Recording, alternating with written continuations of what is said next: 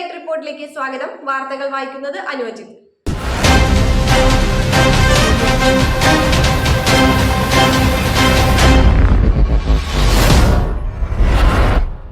Kalady Yordanapuram 27 number അംഗനവാടിയിൽ കുട്ടികളുടെ പ്രവേശനോത്സവം വിവിധ പരിപാടികളോടെ ആഘോഷിച്ചു.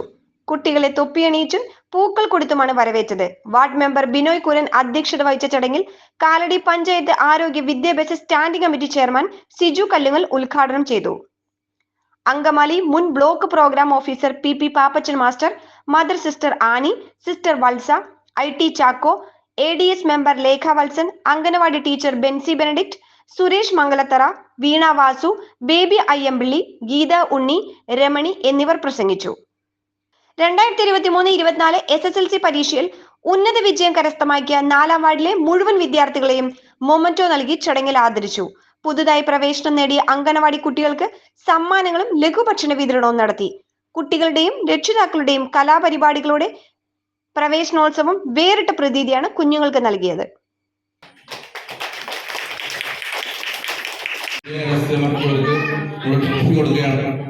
ഒരു കാര്യം പറയാനുള്ളത്, നമുക്ക് കാലടി ഗ്രാമപഞ്ചായത്തിൽ നിന്നും മുഴുവൻ A+ ലഭിച്ച നടത്തിയ ആ ചതിക്കുഴിയിൽ കുറെ മാതാപിതാക്കൾ വീണിരുന്നു.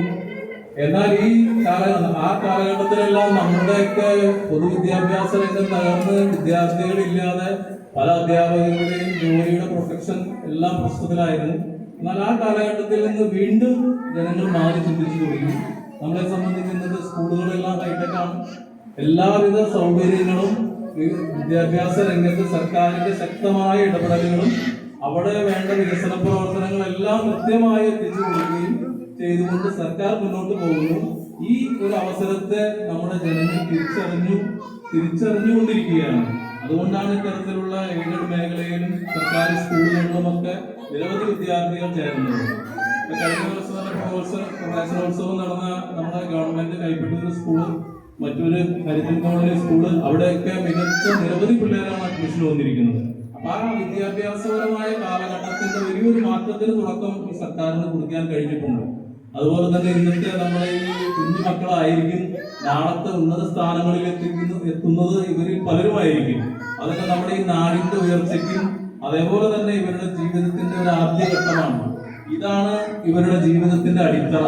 ഇവിടെ നിന്നാണ് വിദ്യാർത്ഥികൾ സമൂഹത്തിലേക്ക് ഇറങ്ങി ചെല്ലാനുള്ള സ്വഭാവ രൂപീകരണത്തിന്റെ ആദ്യപടിയും അതേപോലെ തന്നെ വിദ്യാഭ്യാസത്തിന്റെ ആദ്യഘട്ടവും ഇതാണ്.